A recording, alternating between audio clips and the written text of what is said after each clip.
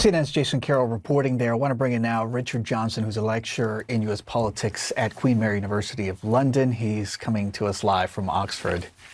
How are you doing this morning? I'm doing well, thank you. Thanks for having me.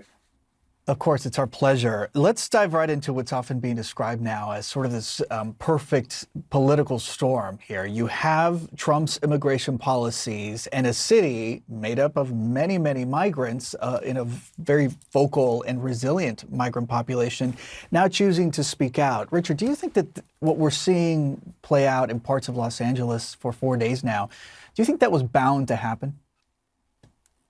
I think it was bound to happen based on the moves that the Trump administration has made. I mean, what we're seeing play out in real time is a real test of the boundaries of presidential power and federal power in the states. There is an acceptance in the courts for a long time that the Constitution does give the president limited powers to deploy troops, but only to protect federal workers and federal workspaces and federal buildings. And part of that is because it's limited by a law called the Posse Comitatus Act from the 19th century. There are other exceptions to that, and one is that the president can federalize National Guard troops. But the law says pretty clearly that the federalization of National Guard troops shall be ordered through the governor. So you need the governor's cooperation. And in 2005, after Hurricane Katrina, President George W. Bush wanted to federalize the National Guard of Louisiana. And the governor of Louisiana, Kathleen Blanco, a Democrat, said, no, thank you. And President George W. Bush respected the governor's wish and decided not to federalize the National Guard of Louisiana.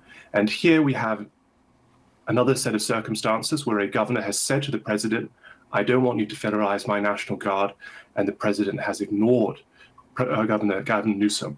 And so we are now in new constitutional waters, the likes we have not seen since the civil rights era in the 1960s, which is a very different set of circumstances.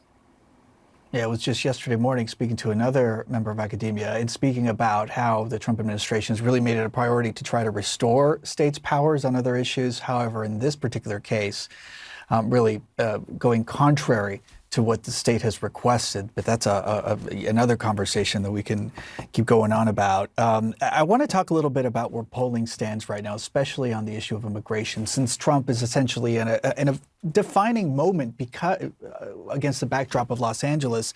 We've seen in several recent polls that Americans largely approve of Donald Trump's program to find people who are in the country illegally. However, we have seen the numbers shift slightly now when it comes to his approach that he's deploying, especially for those who do not have a history of violent crime. What do you think that these pictures, these images out of parts of Los Angeles and other parts of the country as well, will do that for the general voting public ahead of a midterm off on in the horizon? Well, the polling on this is so fascinating because it really is, as you say, about the way in which this issue is framed. As a kind of general theoretical matter, if you pose to people, should the president be enforcing America's immigration laws, you get quite high levels of support for that.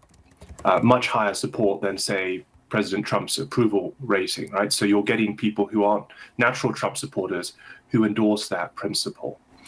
But then when you ask people, do you think that President Trump is approaching this in a fair way? Do you think that he is removing people who should be removed? Then you start to see support for it fall.